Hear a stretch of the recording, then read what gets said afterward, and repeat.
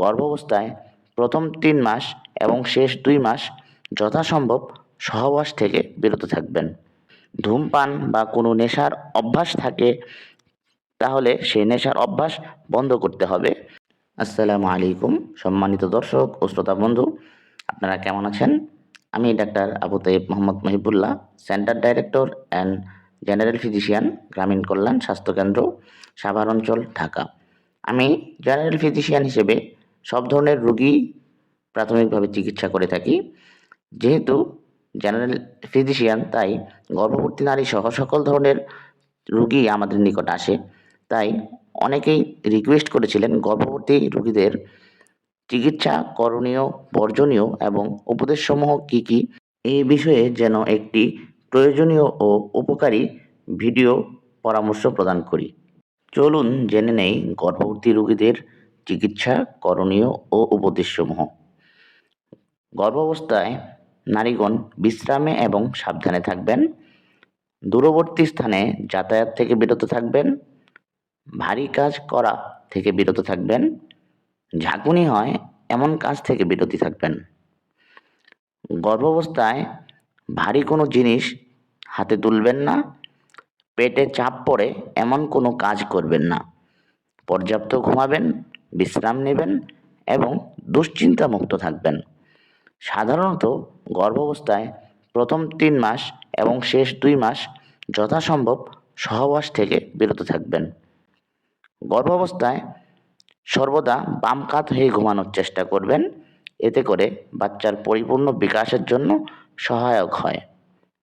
পুষ্টিকর খাবার দাবার খাবেন, যেমন মিষ্টি আলু, সবুজ ও লাল শাকসবজি, ধনিয়া পাতা, মটরশুঁটি, সবুজ ফুলকপি, কচু, কচু শাক, কাঁচকলা, ডাঁটা শাক, কুমড়ো, পালং শাক, ছোলা, শিমের বিচি, মুরগির কলিজা, কিশমিশ, আপেল, পেয়ারা, ডালিম, টমেটো, দুধ ও ডিম এবং প্রচুর পানি খাবেন।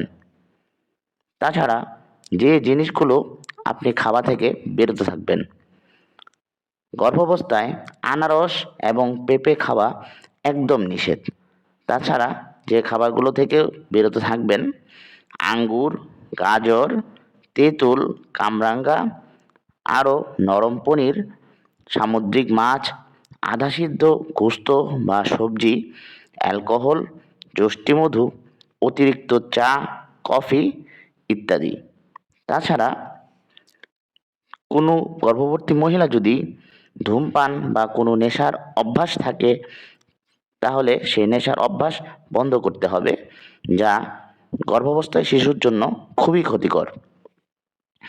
তাছাড়া আপনার মলত্যাগের সমস্যা, যদি কনস্টিপেশন বা কষা জাতীয় সমস্যা থাকে এবং কাশির সমস্যা থাকে, তাহলে সেটার চিকিৎসা নেবেন যাতে পেটে অতিরিক্ত চাপ না পড়ে।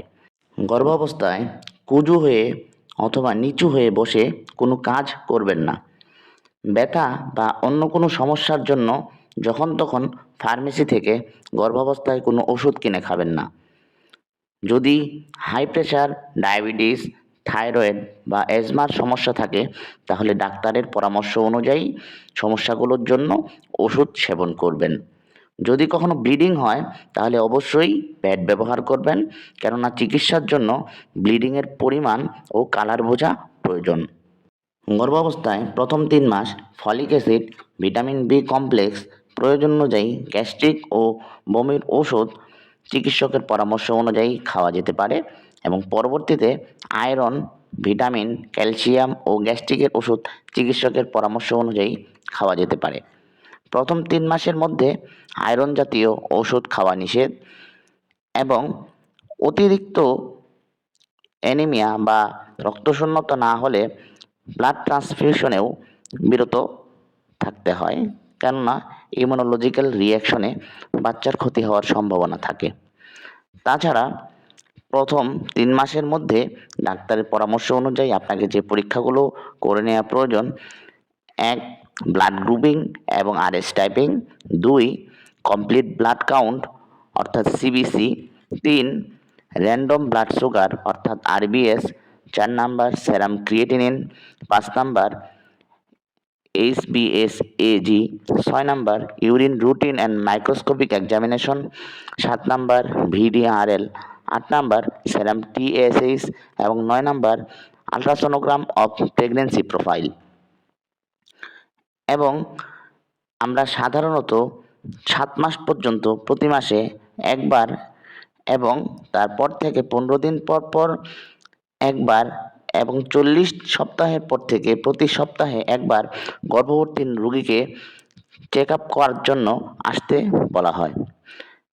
আপনার সম্ভব হলে প্রতি 3 মাস অন্তর অন্তর একবার প্রেগন্যান্সি আলট্রাসোনোগ্রাম এবং 4 থেকে 6 মাসের মধ্যে একবার প্রেগন্যান্সি অ্যানোমালি স্ক্যান করবেন, যেখানে বাচ্চার শারীরিক ও গঠনগতভাবে সুস্থ আছে কিনা বোঝা যায়। তাছাড়া 16 সপ্তাহে ও 20 সপ্তাহে একটি করে প্রতিষেধক টিটি ভ্যাকসিন নিতে হয়। একজন গর্ভবতী মহিলাকে কমপক্ষে 4 বার অবশ্যই স্বাস্থ্য পরীক্ষা করার জন্য এবং চিকিৎসকের পরামর্শ নেওয়ার জন্য স্বাস্থ্যকেন্দ্রে অথবা হসপিটালে আসা প্রয়োজন। প্রথমবার 16 সপ্তাহে অর্থাৎ 4 মাসের সময়, দ্বিতীয়বার 24 থেকে 28 সপ্তাহে অর্থাৎ 6 থেকে 7 মাসের সময়, তৃতীয়বার 32 সপ্তাহে অর্থাৎ 8 মাসের সময় এবং চতুর্থবার 36 সপ্তাহে অর্থাৎ 9 মাসের সময়। এখন আপনার জানা প্রয়োজন আপনি স্বাস্থ্য পরীক্ষায় কোন কোন বিষয়গুলা আপনি অবশ্যই জেনে নেবেন। যে বিষয়গুলো আপনার জানা একান্তই প্রয়োজন তা হচ্ছে আপনার উচ্চতা অনুযায়ী শরীরের ওজন ঠিক আছে কিনা, আপনার রক্তচাপ অর্থাৎ ব্লাড প্রেশার ঠিক আছে কিনা, আপনার শরীরের রক্তশূন্যতা হয়েছে কিনা, গর্ভকালীন সময় অনুযায়ী জরায়ুর উচ্চতা ঠিক আছে কিনা, ইপিআই নিয়ম অনুযায়ী টিটি ভ্যাকসিন নেওয়া হয়েছে কিনা, গর্ভকালীন সময়ে পুষ্টি বিষয়ক পরামর্শ চিকিৎসকের কাছে গ্রহণ করেছেন কিনা, তাছাড়া আপনার সম্ভাব্য ডেলিভারি তারিখ জানা হয়েছে কিনা এবং গর্ভকালীন এবং প্রসবজনিত বিভিন্ন জটিলতা হলে করণীয় বিষয়ে জেনে নিয়েছেন কিনা। গর্ভবতী নারীকে হাম, বসন্ত, বিভিন্ন জ্বর ও বিভিন্ন রকম ছোঁয়াচে রোগে আক্রান্ত রোগী থেকে দূরে থাকতে হবে। গর্ভবতী নারীকে অবশ্যই পরিষ্কার পরিচ্ছন্ন থাকতে হবে, মনকে চিন্তামুক্ত রাখতে হবে এবং সর্বাবস্থায় হাসি খুশি থাকতে হবে। মন প্রফুল্ল থাকলেই শরীর সুস্থ থাকবে। গর্ভবতী মায়ের শরীর সুস্থ থাকলে পেটের সন্তানও সুস্থ থাকবে। গর্ভাবস্থায় সাধারণত কিছু জটিলতা দেখা দিতে পারে, যেমন রক্তশূন্যতা, রক্তপাত, দীর্ঘায়িত প্রসব, শ্বাসকষ্ট, পেটের আকার অস্বাভাবিক বেড়ে যাওয়া, ভ্রূণের অস্বাভাবিক অবস্থান ইত্যাদি হতে পারে। ইত্যাদি সমস্যাগুলো শনাক্ত হলে গর্ভবতী রোগীকে হাসপাতালে নিতে হবে। আর যে লক্ষণগুলো দেখা দিলে রোগীকে দ্রুত সময়ের মধ্যে হাসপাতালে অথবা ডাক্তারের শরণাপন্ন হতে হবে, যে কেসগুলোকে গর্ভাবস্থা ইমার্জেন্সি হিসেবে অভিহিত করা হয়, যেমন পা ফুলে যাওয়া, প্রচণ্ড মাথা ব্যথা হওয়া, চোখে ঝাপসা দেখা, প্রচণ্ড জ্বর হওয়া, খিঁচুনি হওয়া, পেটে প্রচণ্ড ব্যথা হওয়া, হঠাৎ পানি ভাঙা অথবা সময়ের আগেই পানি ভেঙে যাওয়া, রক্তপাত শুরু হওয়া, বাচ্চার হাত পা বের হয়ে যাওয়া, 12 ঘন্টার বেশি প্রসব ব্যথা থাকা ইত্যাদি সমস্যা হলে জরুরি ভিত্তিতে রোগীকে বা গর্ভবতীকে হাসপাতালে ভর্তি করতে হবে। তাছাড়া preterm labour, ectopic pregnancy, molar pregnancy, ruptured history, placenta previa, abortion এই বিষয়গুলো নির্ণয় হলেও রোগীকে হাসপাতালে ভর্তি করতে হবে। মনে রাখতে হবে গর্ভবতী মা সুস্থ থাকলে পেটের বাচ্চা সুস্থ থাকবে। তাই মাকে সুস্থ থাকার জন্য সর্বদা সুষম ও পুষ্টিকর খাবার খেতে হবে, সেই সাথে চিকিৎসকের সকল নির্দেশনা মেনে চলতে হবে এবং বর্জনীয় বিষয় পরিহার করতে হবে। গর্ভবতী নারীদের সর্বদা মনে রাখতে হবে আপনার সুস্বাস্থ্যই নিশ্চিত করবে আপনার অনাগত শিশুর সুস্থ ও সুন্দর জীবন। যেহেতু গর্ভধারণে একজন নারীর জীবন সার্থক ও পরিপূর্ণ হয়, তাই ঘন ঘন গর্ভধারণ ও অধিক গর্ভধারণ এবং অল্প বয়সে গর্ভধারণ থেকে বিরত থাকবেন। অন্যথায় গর্ভবতী মা ও তার অনাগত শিশু উভয়ের জন্য বিপদের কারণ হতে পারে। গর্ভকালীন বিষয়ে আপনাদের কোনো বিষয় জানার থাকলে অথবা কোনো জিজ্ঞাসা থাকলে আপনারা কমেন্ট বক্সে অথবা ইনবক্সে আপনারা জিজ্ঞাসা করতে পারেন, অথবা আর কোন কোন বিষয়ের উপর কথা বললে জনগণের উপকার হয় সে বিষয়ে আপনারা মতামত দিতে পারেন। যারা ভিডিওটি দেখছেন তারা ফেসবুক থেকে অবশ্যই পেজটি ফলো করে লাইক কমেন্ট করবেন, আর যারা ইউটিউব থেকে দেখছেন তারা সাবস্ক্রাইব করে সবার মাঝে ভিডিওটি ছড়িয়ে দিবেন যাতে সবার উপকার হয়। আবার দেখা হবে অন্য কোনো বিষয়ে, অন্য কোনো টপিকস নিয়ে। এই পর্যন্ত সকলেই ভালো থাকবেন এবং সুস্থ থাকবেন।